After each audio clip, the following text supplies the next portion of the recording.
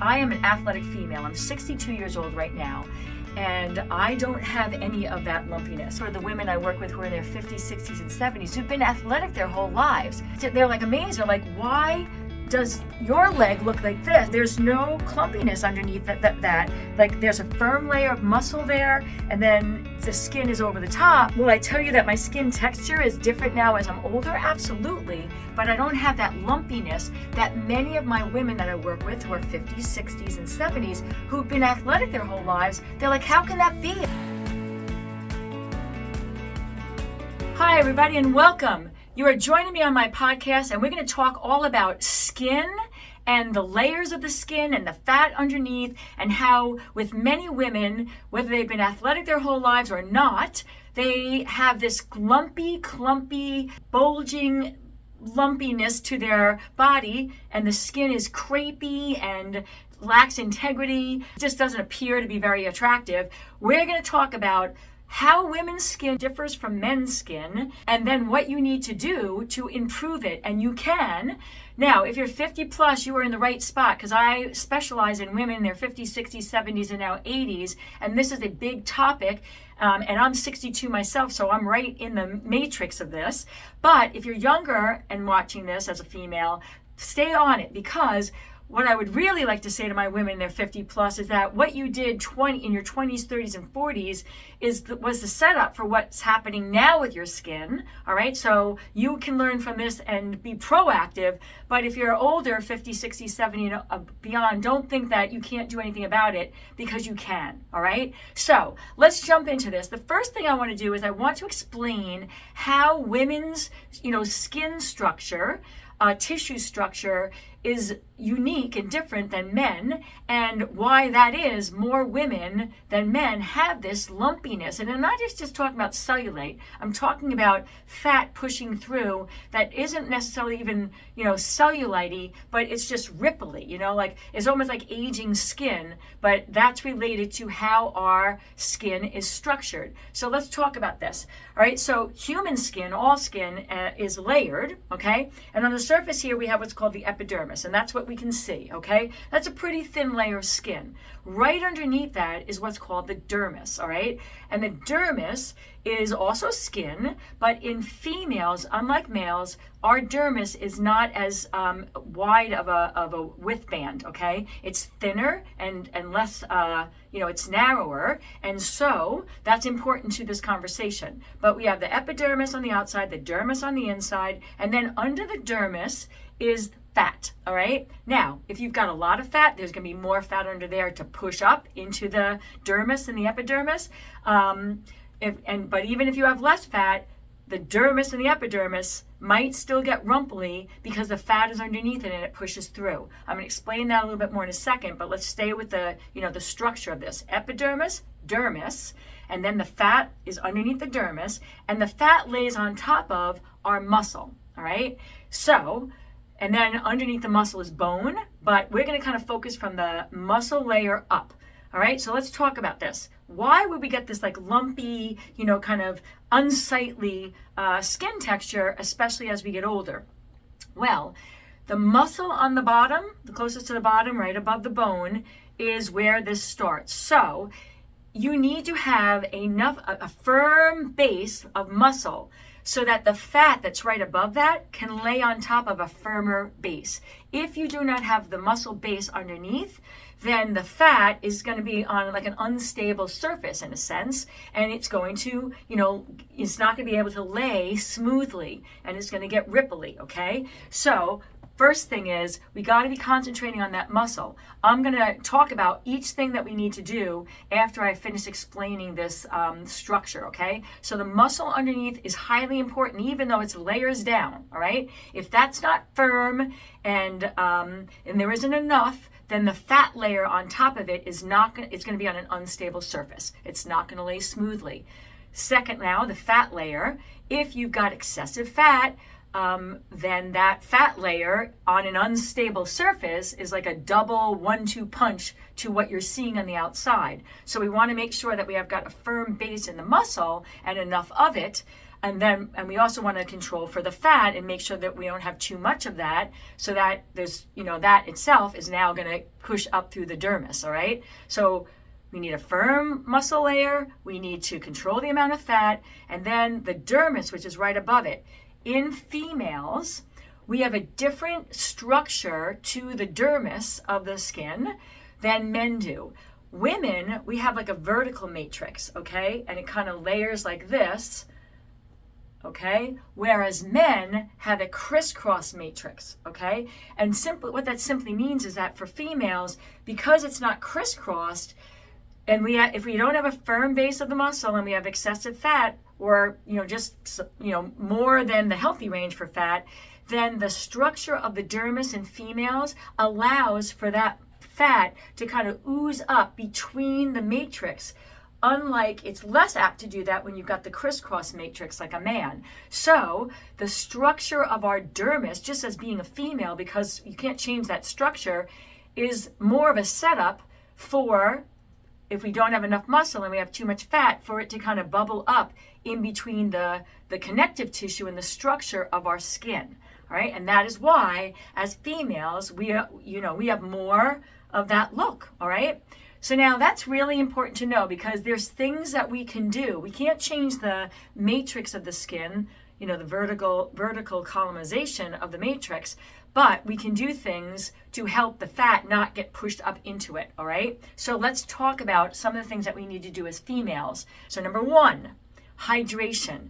The skin really needs to be plumped up, so that the dermis, because I already said the dermis in females is not as wide of a band, it's not as thick. So now if it's not as hydrated as well, we're going to have more of this fat pushing up into the matrix. Okay, so hydration, critical. Most females, the healthy range for hydration is 45 to 60%. In my practice, I actually measure hydration. I have a very advanced body composition machine that will tell us, what level of hydration a woman is. And I can tell you from my 43 years of doing this, that many clients, females, come in that are in the 30% of their hydration level. All right, so that is not going to help the skin, especially the dermis. We have to keep that as hydrated as possible. So the first thing to do is buy yourself a body composition scale. You can get them on Amazon. I can leave some links for the couple brands that I like in the notes here. And get one so that you can be monitoring your hydration. Because I'll tell you this, everybody I work with thinks they're better hydrated than they are. And then we actually see the number, they're very surprised. Hydration is important for many things, health, number one, weight loss, because that's the substrate for burning the fat and the fuel in our mitochondria. But hydration is going to keep the skin matrix, plumped up. And especially for females, we need that more so than even males, because we have a limited dermis layer. All right, so hydration, the rule of thumb is to drink half your body weight in ounces each day. Some of my clients are underhydrated that are hitting that mark, so I'm all about monitor it on a device that measures hydration, so that you can then gauge like how much you're drinking. If you're drinking the half your body weight and you're still underhydrated, then you clearly need more than that, because of the number on the scale or on the body composition. So number one, hydration. Next thing that's really important is circulation. All right, we need to keep blood flow into that area so that things don't get, metabolic waste don't get clogged up into the skin and then cause further damage to the matrix of the dermis. And so we need to have circulation. Multiple ways to get that. The first one, and I'm a big advocate of, is cardiovascular exercise. And I know right now it's kind of like, the devil for women over 50. Every woman over 50 is being force-fed. You need to get your lean mass up. You need to do strength training, and that is true, because I'm going to talk about that in a second when we get to the, how do we build up that muscle. But what I am noticing is that now we're throwing the baby out with the bathwater, and women over 50 are doing less and less cardio and more strength training. And it's the cardio that's going to pump that blood with more oxygen and more nutrition into every cell of your body. and including the skin, and then removed waste products coming out the other side. So we need to have that internal circulation, and exercise, in particular cardiovascular exercise, is one of our best methods for doing that. So do not throw away your cardio. And I'm not talking about getting breathless and doing, sprint interval training. I am talking about moderate, where you're breathing, but you're not breathless at all, and you can sustain the level of output, for an extended period of time. You should feel rejuvenated when you're done doing it, all right? But you need to be getting that sort of cardio, zone 1 and low zone 2, let's say, if you're, an athlete and you know what that means. That's the level I'm talking about. And if you're not an athlete, what I'm talking about is below breathless. You're not breathless, and you're breathing, but you could keep going for quite a period of time at the level that you're doing. That's the circulation that would help that blood flow and bringing nutrition and oxygen into the areas, every cell of our body, including our skin, and then removing the waste products. So don't throw away your cardio. And I tell people, I'm an advocate of getting, 30 minutes every single day of this sustainable, cardiovascular output. It could be walking, it could be swimming, it could be biking, running, jogging, dancing, your rhythmic kayaking, canoeing, where you're rhythmically moving your body, getting the heart rate up and circulating that, blood flow into the skin, all right? So that's circulation. Now, that's the exercise way of getting that. You can also get it self-applicated by using self-massage. So I love the massage guns that are out, just running it over, the areas of your body where you're finding that you have more of this clumpy, like lumpy looking skin, or the crepey skin, bringing, again, that's the way to bring more blood flow into that area. So the massage guns, the massage sticks, yes, professional massage, but you're not going to be able to go to get a professional massage enough frequency for that to be, valuable in and of itself for improving this lumpy, clumpy skin that we all get, that we seem to get once you're over 50. So the self-massage guns, the sticks, the rollers. Another method to increase circulation for the skin is infrared. So there's infrared wands that you can use, applying on the areas. There's infrared heating pads that you can bring more blood flow into those areas, and then infrared saunas. So that is another way. The infrared light and the long wave frequency of that has been shown now, science peer-reviewed journal articles, that does help, improve the matrix of the skin and cellular repair in these areas, which will now help that clumpiness to be minimized, or you're starting to add some things to control it and reverse it, honestly. Not that it's a magic bullet, okay, but it's one of the tools in your toolbox along with the other things I'm talking about. All right, the next piece, because that muscle matrix on the bottom that everything is laying on is really highly important, and the matrix of the fiber of the dermis, the connective tissue in there, those are both made from protein. All right, so yes, we need to be eating protein. And most of the clients I work with, they tell me they struggle to get the protein in. And my take on that, when I listen to everybody day in and day out, is that protein isn't the most tasty. We like the carbs. We like the fat and the carbs combined. So the protein is difficult to eat because we just don't like it as much. That is my take on it when I'm listening to clients, year in and year out. But protein is not just what the muscle is built from, because yes, protein is necessary to build the muscle. So that bottom layer, and to repair the muscle, not just build it, we need the protein. But I think what people don't understand is that protein is also what repairs and rejuvenates. So like every cell is constantly turning over, and protein is the matrix of the cell walls. So if you're not eating enough protein, you don't have the substrate that's necessary to keep the skin, matrix as, optimal and have the most integrity.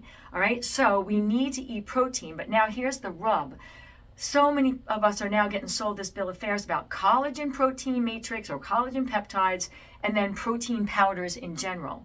I am a solid advocate of eat your protein. You need to get the whole food form of it, whether it be plant-based or animal-based, isn't as important as long as you're getting a mix in the plants to get all the amino acids, leucine, alanine, the ones that are necessary for, rebuilding and repairing, not just building muscle.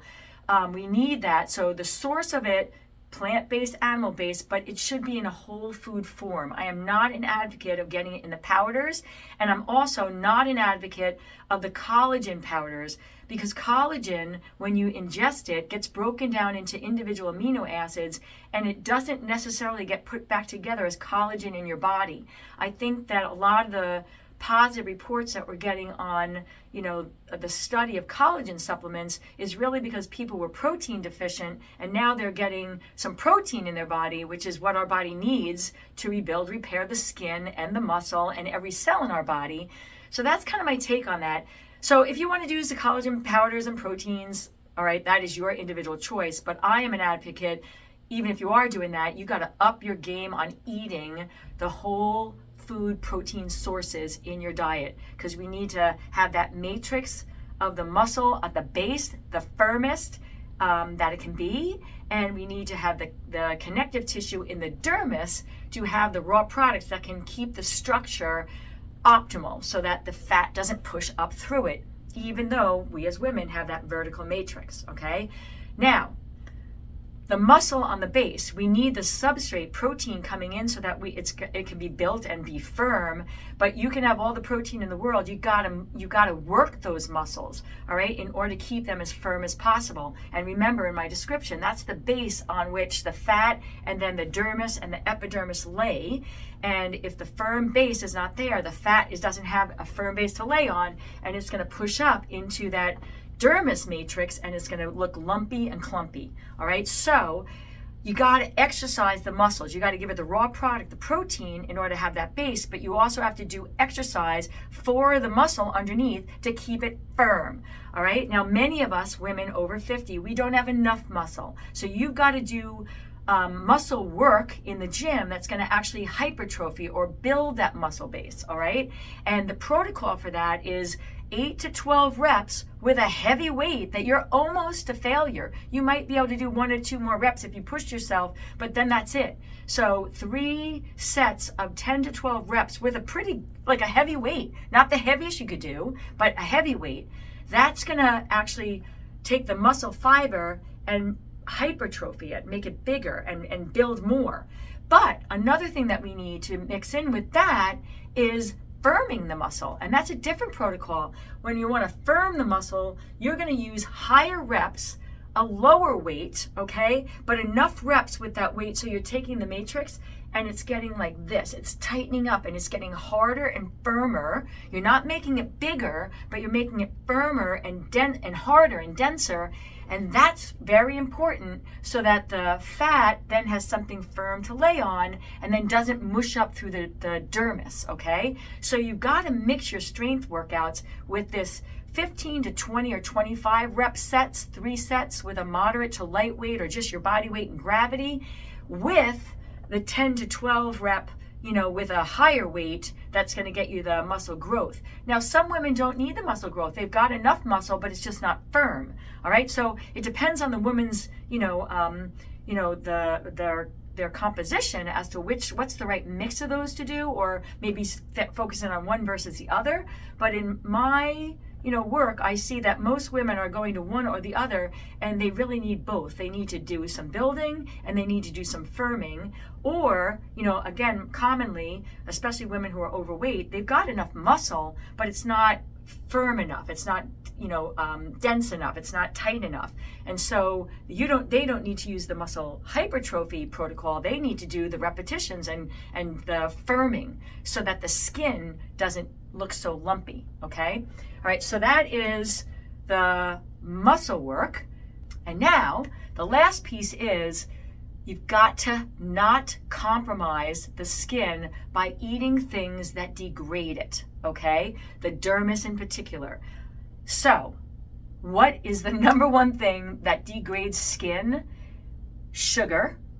And when I say sugar, I'm going to talk about like processed added sugars in particular, not natural sugars, although you can eat too much of those and that could be degrading to the skin as well. But far more, prevalently, it is the processed sugar and processed flours. And I don't care if it's gluten-free flour, if it is a white flour and sugar, added sugar, concentrated sugar, those two produce in our bodies what are something called AGEs, advanced glycolization end products. And that's the scientific word, but basically our name. What it means is that if you take in too much processed carbohydrates, then that is going to undermine and degrade the dermis layer of your skin because it corrupts it, and it makes the reproduction, the cells as they reproduce, get gunked up. The DNA can get compromised. So now as it reproduces, there's errors, and then it's just not the same integrity, the matrix, at the DNA level of the skin as it's, reproducing. So you gotta really, alcohol, added sugars that are over 3 grams per serving of whatever you're eating. And I really say stay at 0 or less or 0, but 3 grams or less is my criteria for most people. And then those white flour products, gluten-free or not, those things, the more you're eating those, the more there's a degrading of the skin. And now what I'm gonna tell you is I am an athletic female. I'm 62 years old right now. And I don't have any of that lumpiness, okay? Most of the time, or the hanging or the loss of integrity of the skin, that crepiness. Like you can see on my arm, I don't have that there. Another big area, especially for the women I work with who are in their 50s, 60s, and 70s, who've been athletic their whole lives. They're like amazed. They're like, why does your leg look like this? And I show, it's like, there's no clumpiness underneath that. Like there's a firm layer of muscle there, and then the skin is over the top. Will I tell you that my skin texture is different now as I'm older? Absolutely. But I don't have that lumpiness that many of my women that I work with who are 50s, 60s, and 70s who've been athletic their whole lives, they're like, how can that be? I've been, I've exercised my whole life. I've eaten well, I tried to, but I'm going to tell you right now, and this is where I was saying, younger women, take heed right here if you've stayed with me. You can do all the exercise you want, make sure that firm muscle matrix is there, but if you're eating things that are degrading, not just your skin, your whole body, but are creating these AGEs, then you can be at a healthy body weight. And this is where it usually gets people. They're like, well, I'm thin, or I'm like, my body fat is in a good level, so I can afford, because I went out and ran, 10 miles, or 5 miles now that they're in their 50s and 60s. But as younger women, this is where it got corrupted. They were thinking, I can eat low quality foods because I'm not fat. But what they were missing, and I'm athletic, but what they were missing is that is corruptive, ingredients that you were putting into your body or materials. And now 20 years later, you were using like rotting, defective wood to build your, the frame of your house. You didn't know it. You weren't paying attention to it because you weren't overweight. You weren't over fat, but you were using defective materials. And now that now is the aftermath of that. All right. So as a younger woman, if you're listening to this, I don't care if you're athletic, and I don't care if you're a good, healthy body weight or body fat level. You've got to be thinking, am I putting high quality material into my DNA, not just for my skin, but yes, for my skin in this video, but for everything, every cell in my body, my red blood cells, my immune cells, my brain cells, my liver cells, my heart cells, all of that. And if you're a woman 50 and over and you got this lumpy, clumpy skin and you say, Jesus, I did drink, wine and alcohol, like maybe more than I should have. I was eating foods that, after I came off a 3-hour bike ride, I was like, well, I deserve this, and I burned it all off. You did from a calorie perspective, but you were putting defective materials into your body, and you would, and you weren't paying attention to it.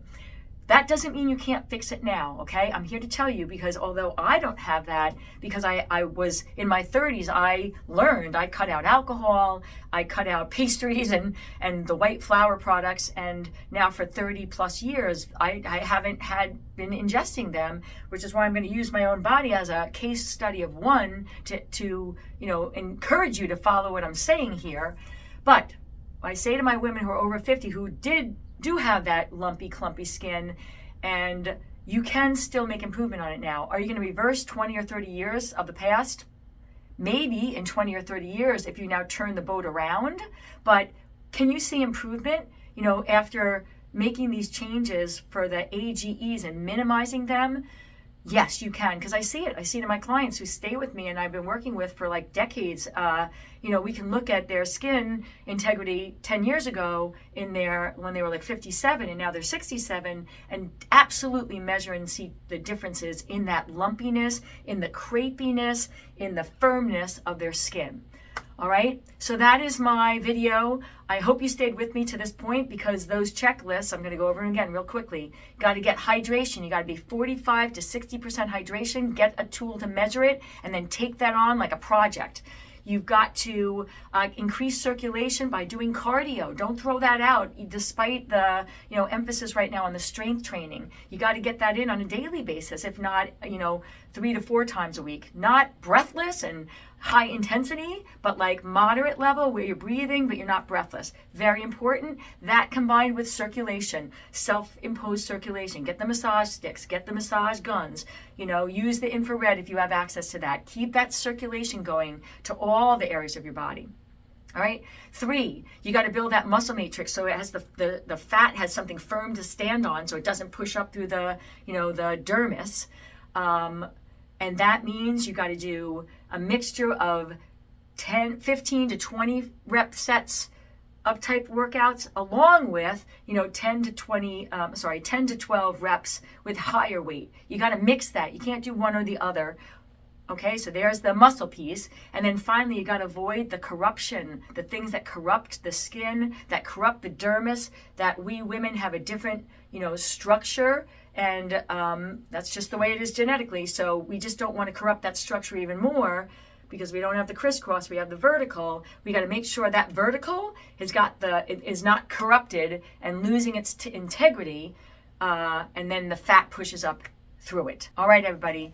I hope you've taken some pearls from this, and thank you for joining me. I will see you in another video really soon, I hope, and all my contact information is below. If you think I might be able to help you, please contact me. In the meantime, we've got this lumpy skin thing, we've got this aging thing, we got it.